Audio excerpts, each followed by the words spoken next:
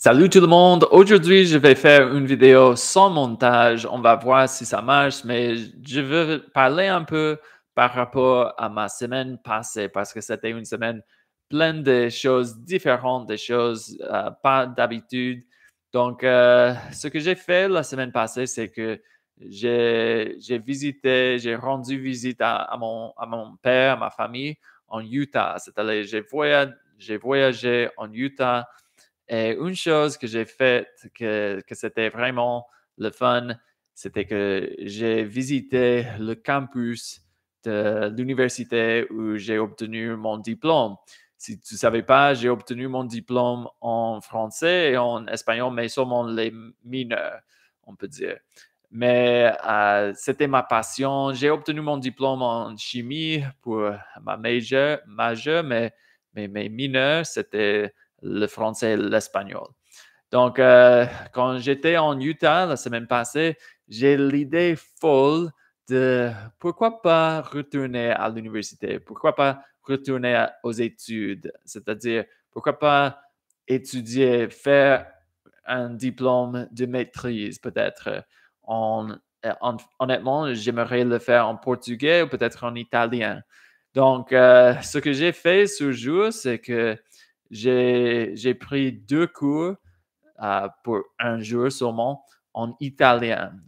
J'ai pris le cours de intermédiaire avancé un peu et c'était vraiment le fun. Si tu aimes les langues aussi comme moi, tu comprends cette passion, mais aussi d'être nerveux quand tu entres dans une classe que tu connais personne et tu vas simplement voir qu'est-ce que tu comprends. Donc, j'ai parlé avec les professeurs et j'ai dit, j'aimerais assister, j'aimerais être ici pour ta classe aujourd'hui, simplement pour voir qu'est-ce que je comprends. Et je lui ai dit que je connaissais le portugais, le français, l'espagnol, donc je pensais que j'allais comprendre l'italien, mais le premier cours, c'était le professeur parlait plus lentement, je crois. C'était simplement un niveau un peu plus accessible pour moi. Je n'avais pas de la misère, mais, mais le deuxième cours, c'était un gros défi parce que le premier cours, le professeur a simplement parlé avec moi en anglais. J'ai dû parler avec un partenaire et j'ai parlé en italien, en italien, qu'est-ce qu'on dit, cassé un peu. Mais il était comme patient avec moi. Mais donc, le premier cours, on a parlé du grammaire, de la grammaire. On a appris le chi et le ne, qui est comme en français, on a i et on, comme vas-y, on en a deux, quelque chose comme ça. Donc, c'était un peu plate la grammaire, mais je comprenais tout. Le deuxième cours, la professeure parlait seulement en italien. Elle a parlé avec moi en italien. J'ai dû répondre et c'était un peu plus, ça me donnait plus de peur peut-être. Mais c'était le fun. Honnêtement, elle m'a donné le quiz que tout le monde a fait un test, un examen ce jour-là. Et j'ai pris le test, le quiz aussi. Je crois que je n'ai pas reçu une bonne note, mais elle était impressionnée quand même avec ma compréhension parce que les prépositions et tout ça, je savais comment utiliser les prépositions. Donc, cette partie du quiz, j'ai passé bien. Mais je dis tout ça pour dire que la semaine passée, c'était une semaine que j'avais beaucoup d'énergie linguistique. Je faisais plein de choses linguistiques. Clairement, le but de mon voyage, c'était pas ça. C'était de voir ma famille, mes amis, et oui, rendre visite et tout ça. Mais un jour que j'étais sur le campus, c'était vraiment drôle, vraiment le fun, amusant. Et, et, mais je voulais dire que participer dans ces 2 cours d'italien m'a motivé, m'a donné un espoir que oui, je peux apprendre cette langue. Et j'ai commis quelques fautes un peu bêtes que je pense maintenant comme je me dis, ah, je vais jamais commettre cette erreur de nouveau. Donc, tout ça, ça veut dire que oui, c'était le fun. Mais après ça, ça, c'était une idée folle. Mais la deuxième idée folle, c'était, après ça, j'ai pensé, pourquoi pas retourner à l'université? Comme je suis retourné à l'université physiquement pour prendre ces deux cours, mais pourquoi pas retourner à l'université pour étudier vraiment, pour prendre des cours complets. Donc, c'est pour cette raison que après ces cours, j'étais allé à parler avec les conseillers, je crois que on dit, les conseillers pour voir qu'est-ce qu'il faudrait pour obtenir un diplôme de maîtrise en portugais. Et j'ai reçu les mauvaises nouvelles que je ne peux pas obtenir un diplôme de maîtrise en portugais parce que je n'ai pas un diplôme de baccalauréat en portugais. J'ai seulement mes diplômes en français et en espagnol, mais je ne veux pas vraiment continuer à étudier l'espagnol et le français académiquement. Je crois que ça serait plus le fun de le faire en portugais, en italien, une langue que je n'ai pas un diplôme déjà. Et donc, j'ai demandé, mais si je peux m'évaluer et démontrer que j'ai un niveau avancé en portugais, il m'a dit, ah, mais c'est pas seulement le niveau de langue que tu qualifies pour faire un diplôme en maîtrise. Et je comprends ça. Mais donc, ça veut dire que, et aussi, l'université où j'ai étudié, il s'appelle BYU, c'est une université vraiment forte pour les langues. Parce qu'il y a beaucoup de missionnaires, ex-missionnaires, c'est-à-dire des gens qui ont appris une langue à l'extérieur. Donc, c'est ça. Je veux dire que c'est une université vraiment top pour l'apprentissage des langues. Et donc, c'est aussi compétitif, on peut dire.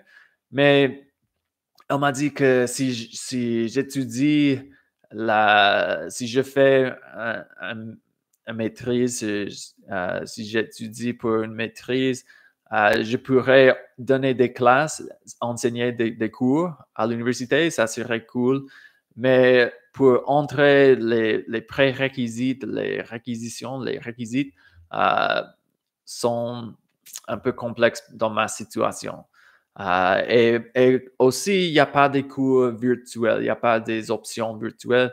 Donc, ça va être plus complexe, plus compliqué pour moi parce que j'habite ici au Tennessee, très loin de Utah. Mais elle m'a donné l'idée, mais tu pourrais étudier près de toi, hein, c'est-à-dire chez moi, à autre université, et peut-être recevoir un baccalauréat, quelque chose pour que tu puisses entrer à faire une maîtrise.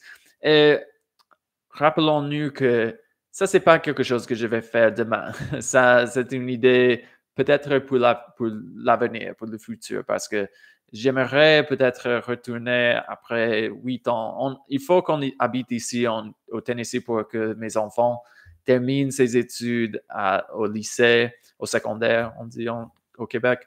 Et c'est-à-dire que je ne vais pas déménager en Utah pour au moins 8 ans.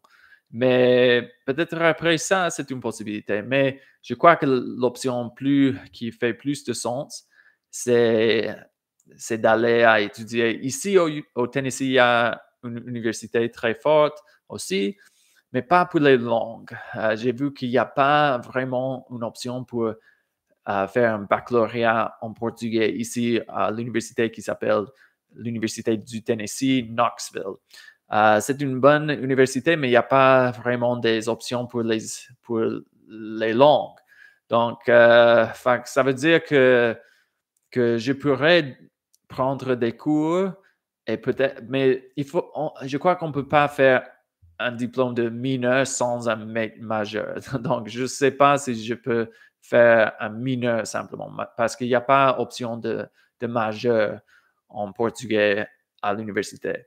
Mais je peux prendre des cours et peut-être avec ces cours, je pourrais peut-être me qualifier pour le maîtrise à l'université BYU en Utah. Donc, ça, c'est une option, peut-être. Je ne sais pas exactement.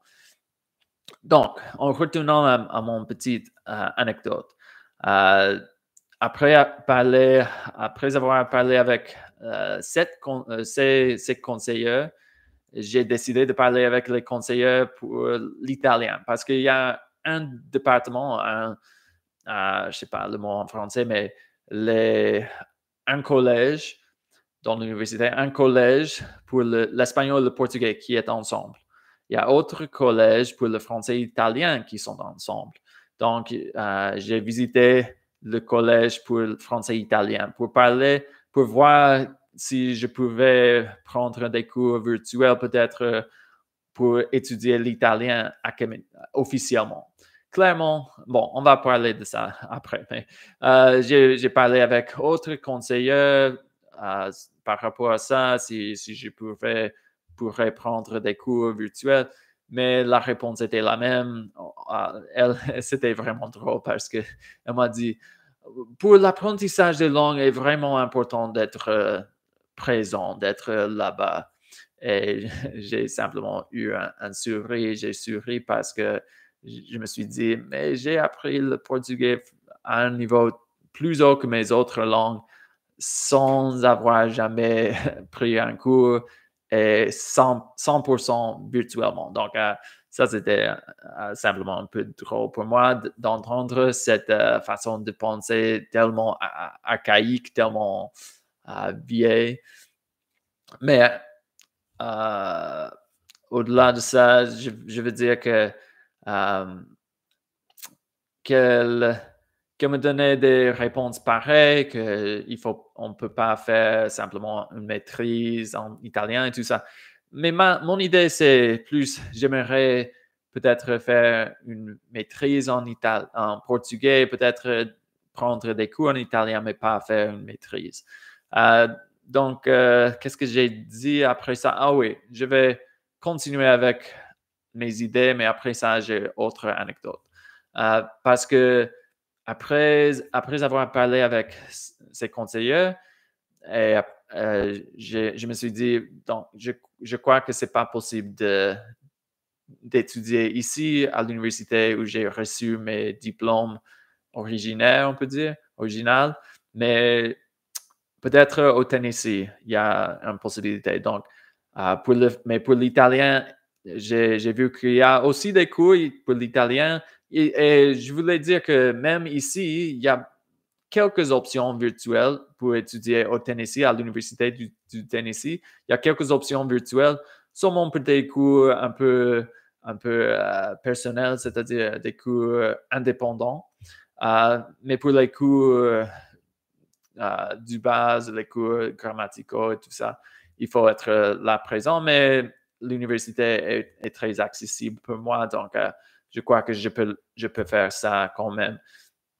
Mais pourquoi j'ai dit tout ça, c'est que ma vision maintenant, c'est que je veux prendre quelques cours en portugais, en italien, sans être officiellement un étudiant, vraiment. C'était comme, et même, c'est la même chose au BYU, à l'autre université en Utah, c'est que je serais seulement un étudiant, un élève visitant, on peut dire, invité. Et oui, c'est ça, mais ce que je veux dire, c'est que j'aimerais prendre un cours peut-être chaque année parce que j'ai pas, il faut pas être, j'ai pas, qu'est-ce qu'on dit? J'ai pas honte, non, pas, non, qu'est-ce que c'est? Il faut pas aller trop vite, on peut dire, comme j'ai le temps.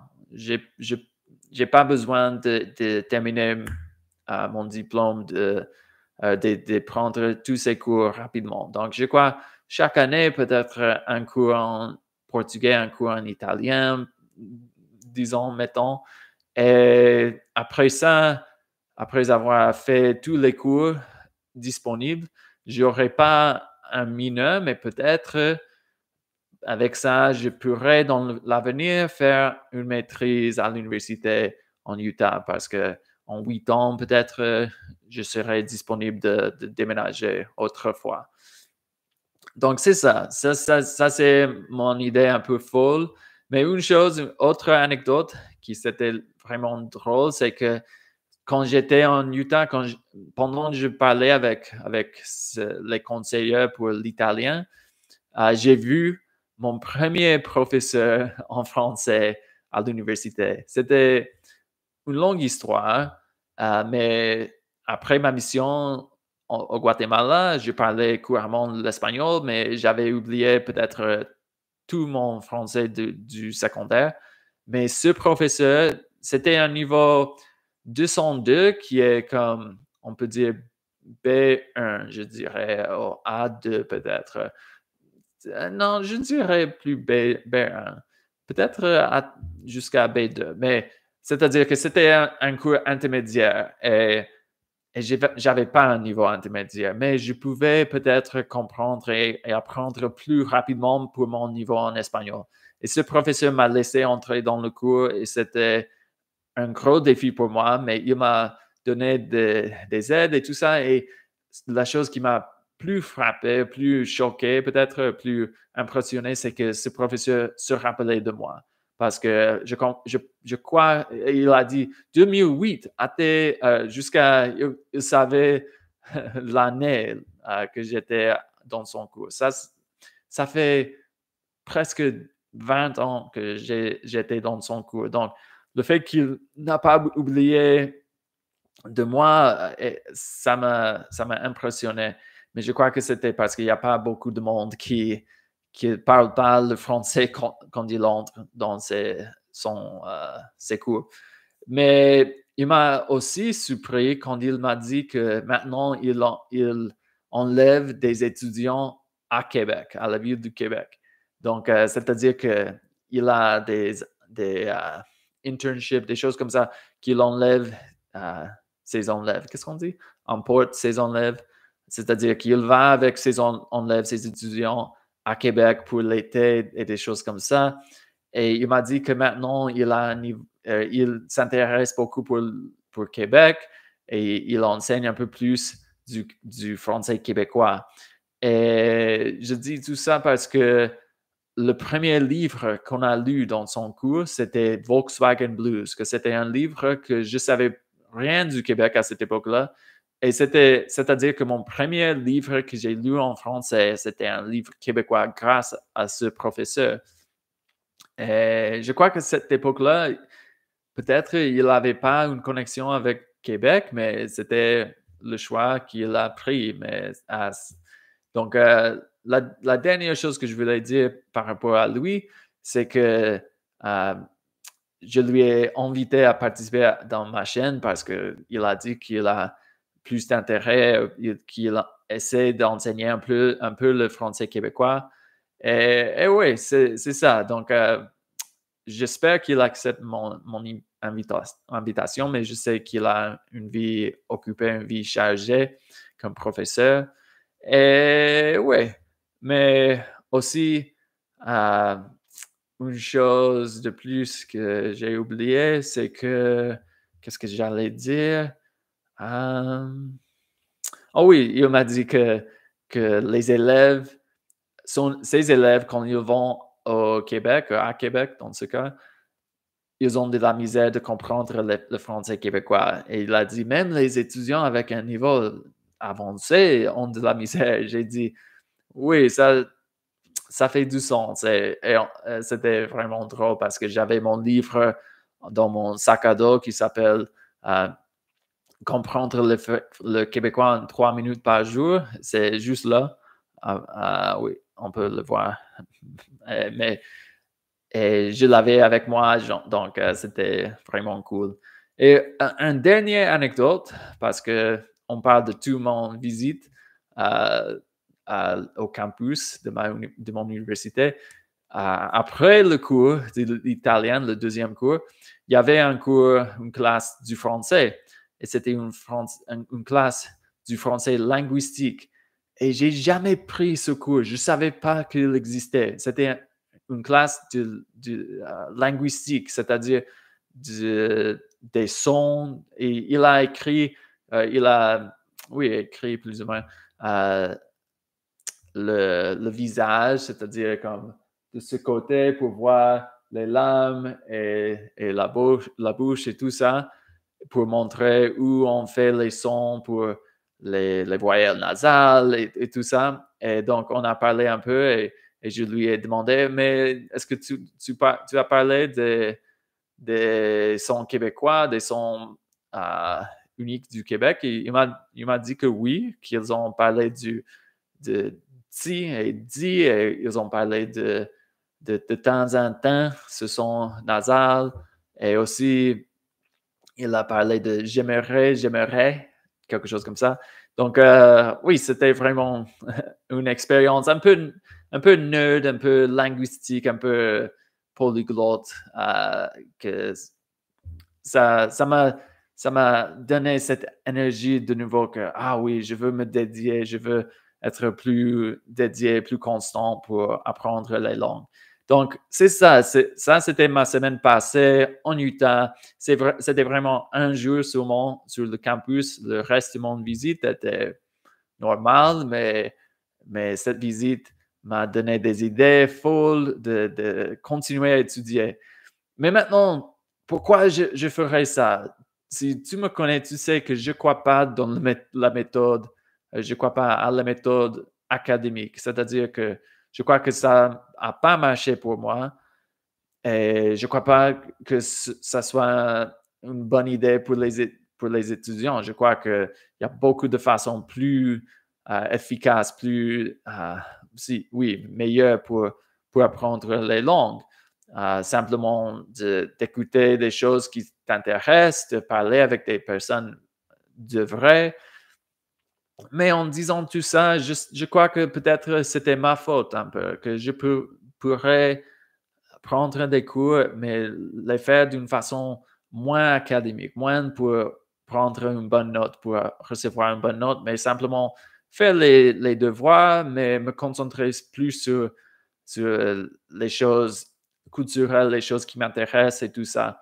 Donc, oui, je crois que c'est une idée un peu folle parce que j'aime pas la méthode académique. Ça m'a échoué tellement avec mon français spécifiquement et un peu avec mon espagnol. Et oui, j'ai appris plein de choses, mais j'ai pas gagné cette fluidité, de parler couramment, vraiment avec confiance et tout ça. Donc, c'est un peu. Mais pour le portugais, c'est une langue que j'ai une maîtrise déjà, donc que je maîtrise déjà. Donc, ça serait simplement pour apprendre de la littérature, pour écrire un peu meilleur, un peu mieux. Mais pour l'italien, je commencerai peut-être à un niveau intermédiaire. Donc, oui, je veux dire simplement que j'ai mes doutes, comme pourquoi je veux le faire, pourquoi je vais payer tellement de l'argent pour étudier à l'université quand je ne crois pas aux universités. Pourquoi je serais un professeur à l'université? Pourquoi donner des classes? Pourquoi enseigner à l'université si je ne crois pas à la méthode? Bon, il y a peut-être deux réponses. Premièrement, parce que c'est quelque chose que je connais.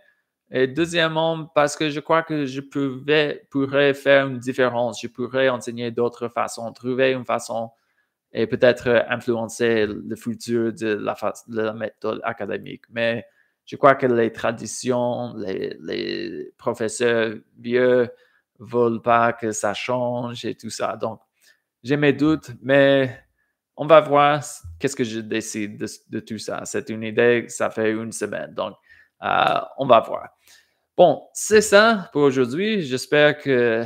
Donc, on a fait, on a fait aucun montage pour cette vidéo. J'ai parlé presque une demi-heure en français sans vraiment réfléchir trop. Et ça, c'est un gros. Qu'est-ce qu'on dit? C'est un gros réussite. J'ai réussi, on va dire ça. Mais bon, ça c'est la fin du mois intensif en français québécois. C'était pas un mois tellement intensif, pour être honnête. Mais le mois qui suit, je vais pratiquer plus mon espagnol et toujours mon italien. C'est l'année de l'italien, donc je vais pratiquer mon italien chaque mois pour toute l'année. Et si tu t'intéresses pour l'italien aussi, j'ai ma nouvelle chaîne pour l'italien. Bon, c'est ça pour aujourd'hui. J'espère que cette vidéo t'a plu. N'oublie pas de mettre un j'aime et de t'abonner à ma chaîne. À la prochaine. Bye bye.